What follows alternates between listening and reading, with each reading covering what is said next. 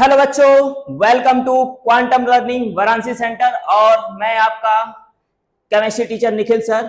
और यार देखो, आज से हम लोग स्टार्ट करेंगे क्लास 12। ठीक है, क्लास 12 के लेक्चर अब से क्या होंगे, अपलोड होंगे। देखो क्लास 11 के तो जा ही रहे थे, आज से क्या होगा, क्लास 11 का भी 12 का भी जाएगा। ठीक है, और क्लास 12 का देखो सबसे पहला चैप्टर ही हमारा क्या जाएगा, सॉल्यूशन। ठीक है, ये हम लोग का स्टार्ट होगा।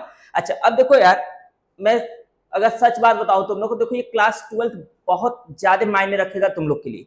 यही क्लास 12 तुम्हारे फ्यूचर को डिसाइड करेगा। यही क्लास 12 तुम्हारे कैरियर को भी डिसाइड करेगा, तुम क्या पढ़ोगे, क्या कहाँ एडमिशन लोगे, किस तरह के कॉलेज में एडमिशन लोगे। यही क्लास 12 सब कुछ तुम्हारा डिसाइड करेगा। ठीक है, अब वो देखो जो कहने की बात होती है ना कि single piece of paper can not define my future, वो बस कहने के लिए है। अगर वो रिजल्ट तुम्हारा सही से नहीं बना ना, और वो तुम्हें किस कॉलेज से तुम्हें डिग्री मिली, अगर वो पेपर सही से नहीं रहा ना उस कॉलेज का, तो फिर वो सिंगल पीस ऑफ पेपर ही तुम्हारा फ्यूचर डिसाइड करेगा बच्चा। ठीक है, तो जो कहने की बात होती है, देखो कहने में अच्छा लगता है लेकिन वो रियल लाइफ में अच्छा नहीं लगता। तुम ही सोचो ना, ऐसे कहने के लिए बहुत शौक से लोग कहते हैं ना कि single piece of paper can not decide my future, है कि नहीं। लेकिन तुम सोचो कि अगर तुमने क्या किया, वो जो सिंगल पीस ऑफ डिग्री तुम्हें मिलता है, अगर किसी आईआईटी कॉलेज से मिले तो कितना अच्छा लगेगा तुम्हें, है कि नहीं।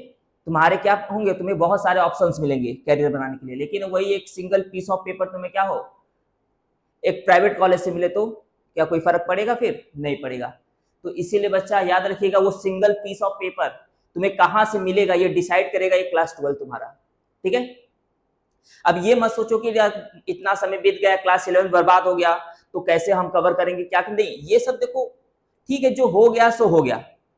अब ऐसा नहीं है कि जो भी बचे हुए 7-8 महीने तुम उसमें कवर नहीं कर सकते चीजें या पढ़ नहीं सकते। ठीक है, देखो अगर चाहने से तो सब कुछ हो सकता है, अगर इंसान चाह जाए तो उससे क्या ना हो, है कि नहीं। बट उसके लिए क्या करना पड़ता है, मेहनत करना पड़ता है।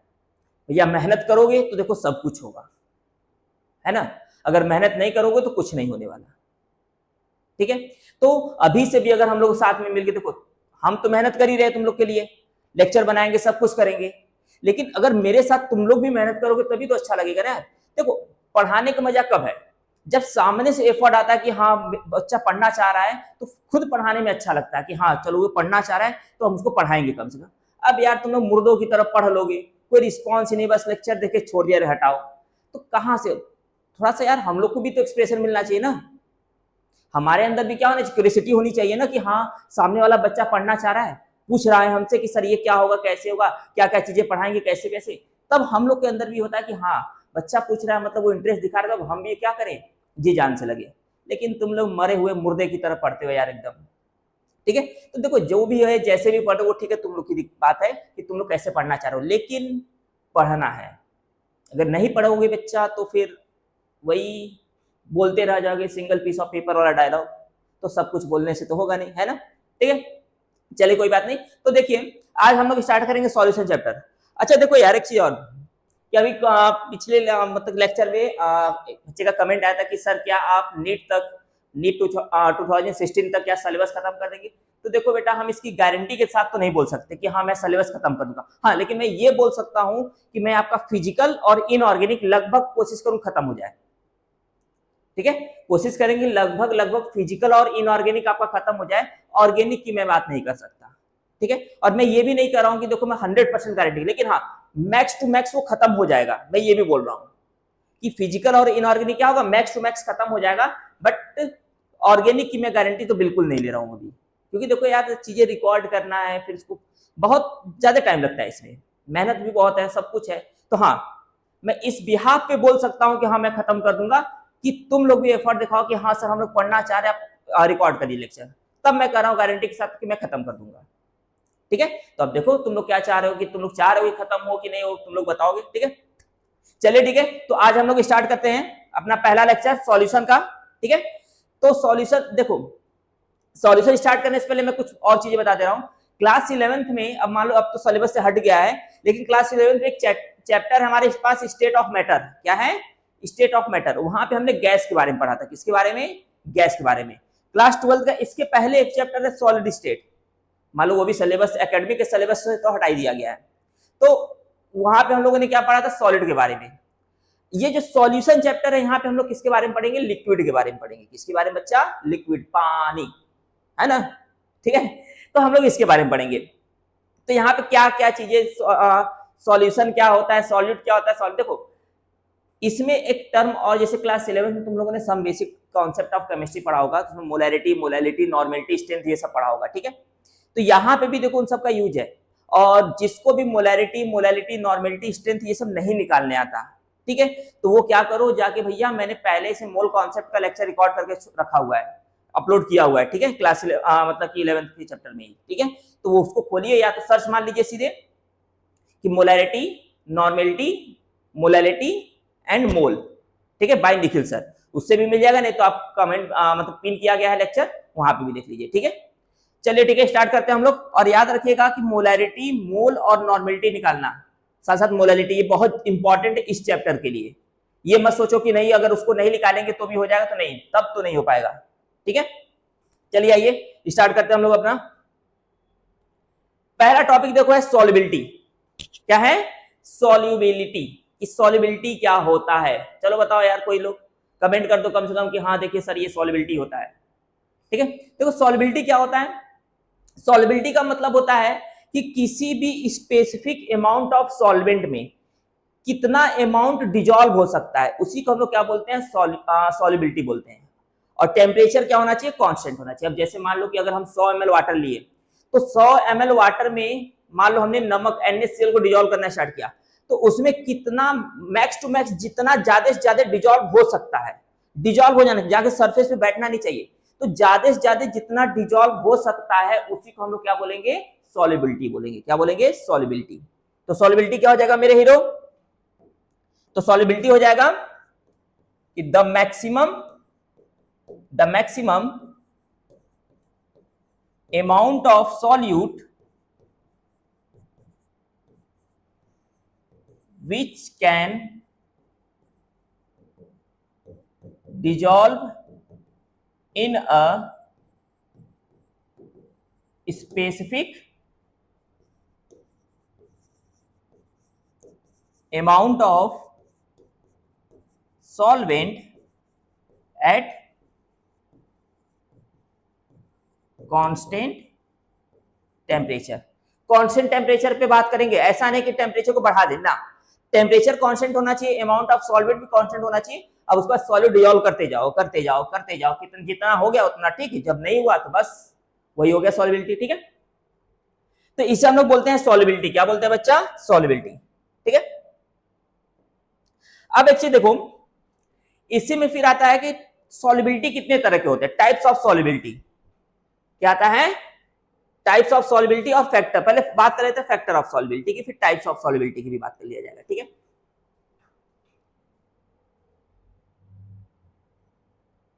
एक मिनट मेरे हीरो लोग, ठीक है, आएगा। तो ये हो गया सॉल्युबिलिटी, ठीक है।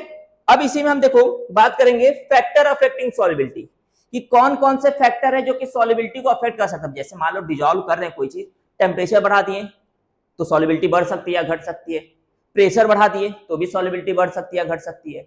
अब देखो वाटर में ऑयल तो डिसॉल्व नहीं होगा ना, क्या डिसॉल्व होगा, नहीं होगा। वाटर में कौन डिसॉल्व हो जाएगा, NaCl डिसॉल्व हो जाएगा, ग्लूकोज डिसॉल्व हो जाएगा, केन शुगर डिसॉल्व हो जाएगा। लेकिन ऑयल में वाटर में ऑयल डिसॉल्व नहीं होगा। तो कौन कौन से ऐसे फैक्टर जो कि सॉल्युबिलिटी को अफेक्ट कर सकते हैं, तो वो फैक्टर की बात करते हैं बच्चा। तो पहला आएगा, पहला फैक्टर क्या है बच्चा हमारा, पहला फैक्टर है nature of solute and solvent. Nature of solute and solvent के ऊपर डिपेंड करता है, ठीक है। दूसरा है हमारा बच्चा प्रेशर, कि अगर प्रेशर बढ़ाते हैं तो क्या होता है। और तीसरा है टेम्परेचर, अगर टेम्परेचर के साथ छेड़छाड़ करेंगे तो क्या होगा, ठीक है, चेंज करेंगे तो क्या होगा। अच्छा देखो, नेचर ऑफ सॉलिड सॉल्वेंट को हम लोग सॉल्युबिलिटी प्रिंसिपल भी बोल देते हैं। क्या बोलते हैं, सॉल्युबिलिटी प्रिंसिपल भी बोल देते हैं, ठीक है, सॉल्युबिलिटी प्रिंसिपल। ठीक है। इन सबके बाद सॉल्युबिलिटी प्रिंसिपल की मैं बात कर ले रहा हूं बच्चा। यहाँ पे सॉल्युबिलिटी प्रिंसिपल का मतलब समझिएगा। सॉल्युबिलिटी प्रिंसिपल का मतलब कि याद रखिएगा, आपने पढ़ा हुआ है क्लास 11th में कि polar always dissolve in polar and non polar always dissolve in non polar, कि पोलर हमेशा पोलर में डिजॉल्व होगा और नॉन पोलर हमेशा नॉन पोलर में। अब बात ये आता है कि पोलर और नॉन पोलर क्या होता है, तो ये आपकी जिम्मेदारी है, आप कमेंट करके बताएंगे कि पोलर क्या होता है, नॉन पोलर क्या होता है, ठीक है। उसके बाद हम लोग नेक्स्ट लेक्चर में उसकी बात करेंगे। तो सॉल्युबिलिटी प्रिंसिपल क्या होगा बच्चा, कि polar always dissolve in polar and non polar always dissolve in non polar. तो पोलर हमेशा किस में डिजॉल्व होगा बच्चा, पोलर में, और नॉन पोलर हमेशा किस में डिजॉल्व होगा, नॉन पोलर में। Like always dissolve in like, है ना। आप जिसको पसंद करेंगे आप उसी के पास जाओगे, है ना। अब जैसे मान लो तुम्हें कोई और पसंद है और तुम किसी और के पास जाओगे, नहीं जाओगे ना, ठीक है। तो सेम चीज यहां पे है कि सॉल्वेंट जिसको पसंद करेगा उसी को डिजॉल्व करेगा अपने अंदर। ऐसा ना कि एरा गैरा कोई आए उसके अंदर डिजॉल्व कर लेगा, वो नहीं। वो इंसानों की तरह सॉल्वेंट नहीं है, वो जिसको पसंद करेगा वो उसी को डिजॉल्व करेगा। और एक तुम लोग सबको आ जाओ आ जाओ आ जाओ, हाँ, तो ऐसा नहीं। तो समझिए, polar always dissolve in polar, non polar always dissolve in non polar. इसका मतलब कि लाइक हमेशा लाइक में डिजॉल्व होगा, ठीक है। सेम सेम सेम में डिजॉल्व होंगे, डिफरेंट डिफरेंट डिफरेंट में डिजॉल्व हो जाएंगे, ठीक है। ये चीज है। और आप लोग का क्वेश्चन क्या, आप लोग के लिए क्या था कि पोलर और नॉन पोलर कैसे पहचानेंगे, क्या होता है, कमेंट करके आप लोग बताएंगे, ठीक है। जिसका आंसर सही रहेगा फिर उसको शाबाशी दिया जाएगा नेक्स्ट क्लास में। चलिए आगे बढ़ते हैं। नेक्स्ट है टाइप्स ऑफ सॉल्युबिलिटी बच्चा, कि सॉल्युबिलिटी कितने तरह के होते हैं। अच्छा, ठीक है। तो देखो सॉल्युबिलिटी कितने तरह के होते हैं। सॉल्युबिलिटी हमारे पास होते हैं ऐसा कि 3 तरह के।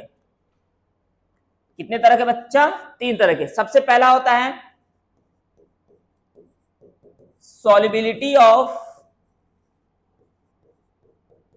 सॉलिड इन लिक्विड, सबसे पहला ये हो जाएगा। दूसरा हो जाएगा बच्चा solubility of gas in liquid. Solubility of gas in liquid में ही हम लोग क्या पढ़ेंगे, इसी में हम लोग पढ़ेंगे हेनरीज लॉ।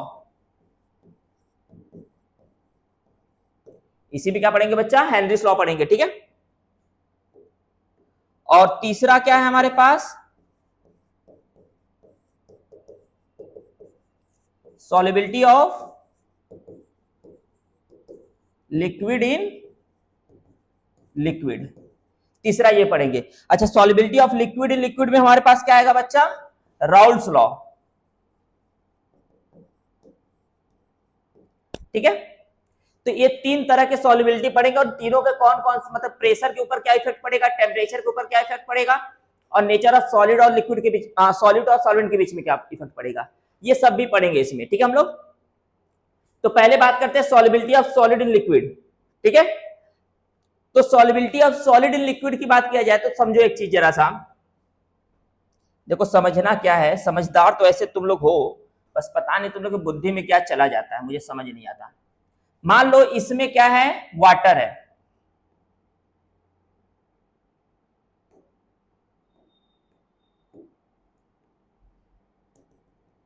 मान लेते हैं इसमें क्या है बच्चा, वाटर है। याद रखना सॉल्यूशन 2 तरह का बनता है। यहां पे जो solution, solubility of solid in liquid में 2 तरह के सॉल्यूशन होते हैं, ठीक है। अब जैसे मान लो कि ये 100 ml हमने लिया वाटर, कितना ml लिया, 100 ml। अब इस 100 ml में मैं यहां से क्या कर रहा हूं कि ग्लूकोज को डिजोल्व करना स्टार्ट कर रहा हूं, ठीक है। एक अमाउंट मैंने लिया, मान लो कि हमने 100 ग्राम ग्लूकोज को मैं इसमें डिजोल्व कर रहा हूं, और वो ग्लूकोज पूरी तरीके से इसमें डिजोल्व हो गया। क्या हो गया, पूरी तरीके से डिजोल्व हो गया, ठीक है। और उसके बाद फिर मैंने क्या किया, ठीक है 100 ग्राम की जगह फिर मैंने दूसरा एक सॉल्यूशन और लिया। ये ग्लूकोज जो है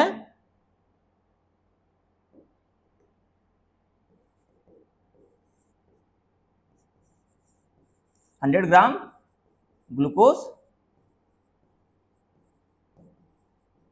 कंप्लीटली डिजॉल्व। इसमें 100 ग्राम ग्लूकोज पूरी तरीके से डिजॉल्व हो गया है, ठीक है। और ये मैक्सिमम अमाउंट था, कितना क्या था, मैक्सिमम अमाउंट। अब एक हम और कंडीशन लेते हैं बच्चा,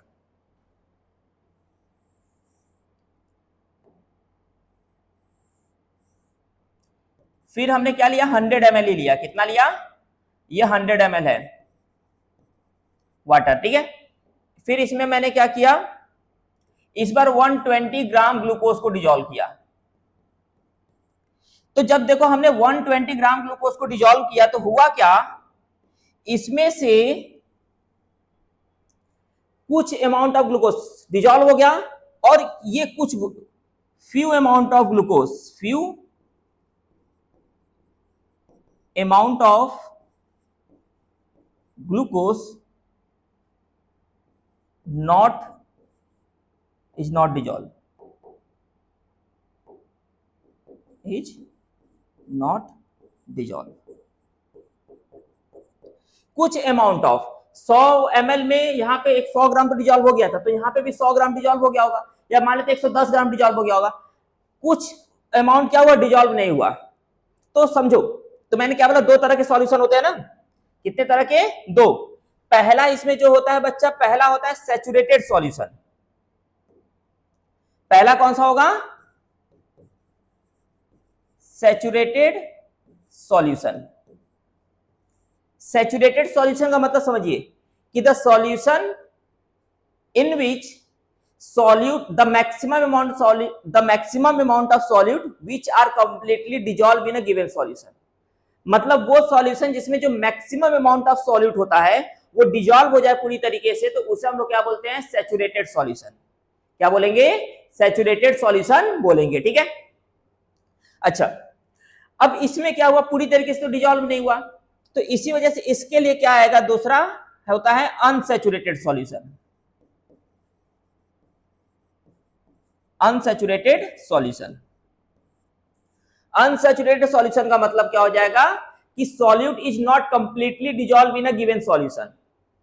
सैचुरेटेड का मतलब समझिएगा, सैचुरेटेड का मतलब कि solute is completely dissolve in a given solution, ठीक है। सॉल्यूट क्या होगा, पूरी तरीके से डिजॉल्व हो जाएगा गिवन सॉल्यूशन में, तो उसे क्या बोलेंगे, सैचुरेटेड सॉल्यूशन, ठीक है। और अनसैचुरेटेड सॉल्यूशन क्या हो जाएगा बच्चा, solution in which solute is not completely dissolve in given solution. उसमें क्या होगा, अनसैचुरेटेड में, कि सॉल्यूट गिवन सॉल्यूशन में पूरी तरीके से डिजॉल्व नहीं हुआ। क्लियर है, चलिए बहुत बढ़िया। तो ये हो गया सैचुरेटेड और अनसैचुरेटेड। आगे बढ़ते हैं, देखिए factor affecting solubility of solid in liquid आ गया, ठीक है, कि कौन कौन से फैक्टर है जो कि solubility of solid in liquid, solid को लिक्विड में डिजॉल्व करेंगे तो होगा। जिसमें हमारे पास सबसे पहला क्या था,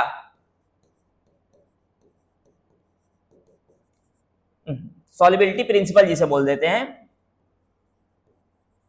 ठीक है, सॉल्युबिलिटी प्रिंसिपल। सॉल्युबिलिटी प्रिंसिपल वही, अब याद रखिएगा, अच्छा इसमें याद रखिएगा कि हम, मैंने क्या बोला था कि लाइक ऑलवेज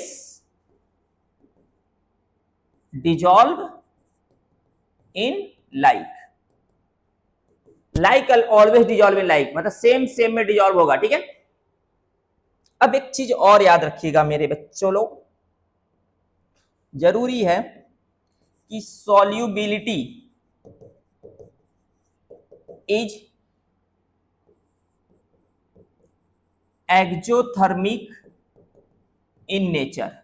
जो सॉल्युबिलिटी होता है वो क्या होता है, एक्जोथर्मिक नेचर का होता है। कैसा होता है बच्चा, एक्जोथर्मिक नेचर, ठीक है। तो अब बात ये आती है कि सर ये एक्जोथर्मिक कैसे हुआ, कि तुम सोचो जरा सा, जब वो डिजॉल्व होने जाएगा तो टूटेगा तो एनर्जी रिलीज करेगा कि नहीं करेगा, क्या रिलीज करेगा, एनर्जी रिलीज करेगा, ठीक है। ऐसे बेसिकली देखा जाए तो ये एंडो और एक्जोथर्मिक दोनों होता है। सॉल्युबिलिटी क्या होता है, एक्जोथर्मिक भी होता है, एंडोथर्मिक, ये दो स्टेप इन्वॉल्व करता है।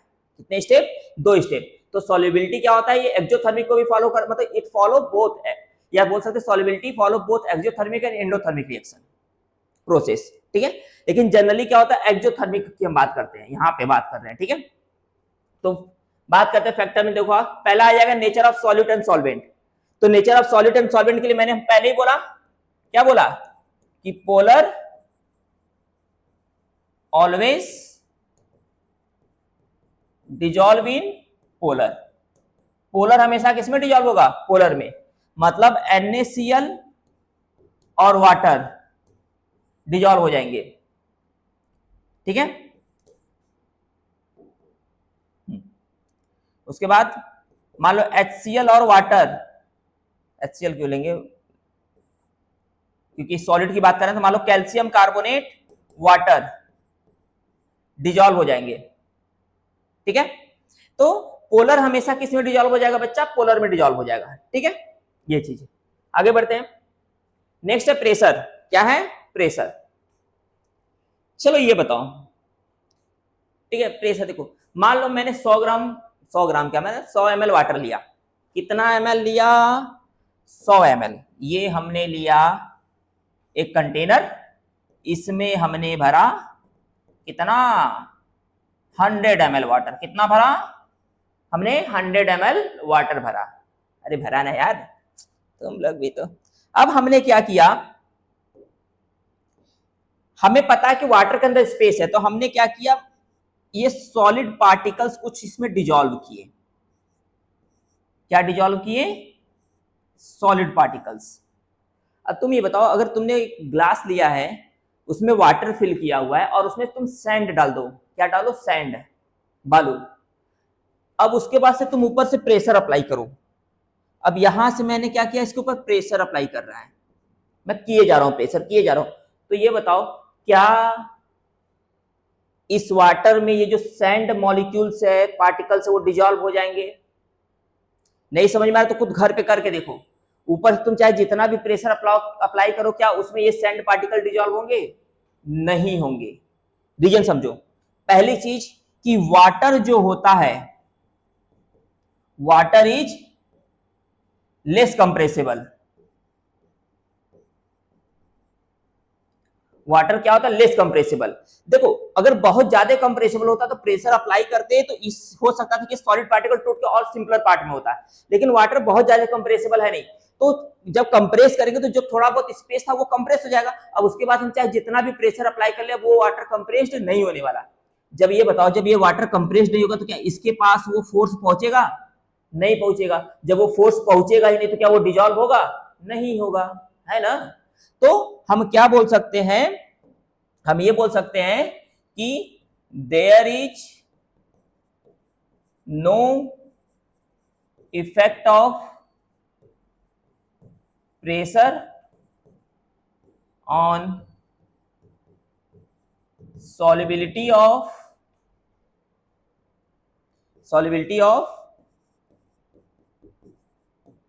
solid in liquid, ठीक है। तो हम क्या बोल सकते हैं कि प्रेशर का कोई भी इफेक्ट नहीं पड़ेगा सॉलिड को लिक्विड में डिजॉल्व करने के लिए। क्लियर है, पक्का? चलिए बहुत बढ़िया, आगे बढ़ते हैं। नेक्स्ट है, देखिए बच्चा, हमारा टेम्परेचर। क्या है, टेम्परेचर है। तो जैसा कि मैंने देखो अभी पीछे बताया कि सॉल्युबिलिटी तुम्हारा एंडोथर्मिक को भी फॉलो करता है और एक्सोथर्मिक को भी फॉलो करता है, और हम सही बताए ना। तो ये टेम्परेचर वाला जो कॉन्सेप्ट है वो किसको फॉलो करता है, ली चैटलियर प्रिंसिपल को। ली चैटलियर प्रिंसिपल के बिहाफ पे हम लोग बताते हैं कि किसकी सॉल्युबिलिटी ज्यादा होगी, किसकी सॉल्युबिलिटी कम होगी। तो हमें वहां पे उतना डिटेल में नहीं आना, क्योंकि वो बेसिकली गैस के लिए दिया जाता है। हम यहाँ पे सॉलिड की बात कर रहे हैं। तो सॉलिड के केस में याद रखिएगा, हम 2 पॉइंट पढ़ेंगे कि पहला पॉइंट, इफ डिसॉल्यूशन, डिसॉल्यूशन मतलब डिसॉल्व करना, dissolution process is exothermic.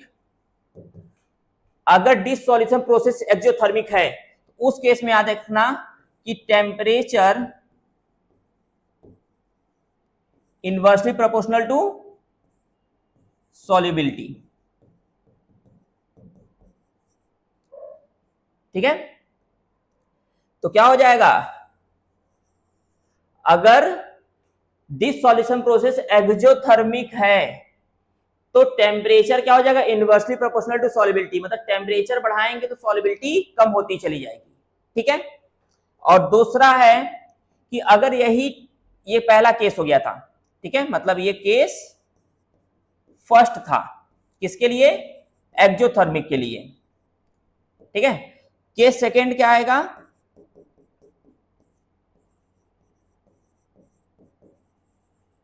Endothermic के लिए। अगर डिसॉल्यूशन प्रोसेस इंडोथर्मिक है, ध्यान समझना, अगर डिसॉल्यूशन प्रोसेस इंडोथर्मिक है तो टेम्परेचर बढ़ाने पे सॉल्युबिलिटी बढ़ेगी। क्या बढ़ाने पे क्या बढ़ेगा, टेम्परेचर जो है बढ़ाने पे सॉल्युबिलिटी बढ़ेगा। इसका मतलब टेम्परेचर क्या होगा, directly proportional to solubility. Clear हुआ मेरे बच्चों, अरे हाँ ना बोलो, ठीक है। तो ये हो जाएगा, ये किसका काम हो गया बच्चा, टेम्परेचर का काम हो गया। किसका हो गया, टेम्परेचर। तो हमने सॉल्युबिलिटी प्रिंसिपल मतलब नेचर ऑफ सॉलिड सॉल्वेंट पढ़ लिया, प्रेशर पढ़ लिया, प्रेशर का तो कोई इफेक्ट है ही नहीं। सॉल्युबिलिटी प्रिंसिपल में वही सेम चीज, polar dissolve in polar, non polar in non polar. Temperature, temperature में मैंने बताया कि डिसॉल्यूशन प्रोसेस क्या होता है, एक्जो और एंडोथर्मिक दोनों होता है। तो अगर एक्जोथर्मिक रहा तो टेम्परेचर बढ़ाने पे सॉल्युबिलिटी घटेगी, अगर एंडोथर्मिक रहा तो टेम्परेचर बढ़ाने पे सॉल्युबिलिटी बढ़ेगी। क्लियर है, पक्का।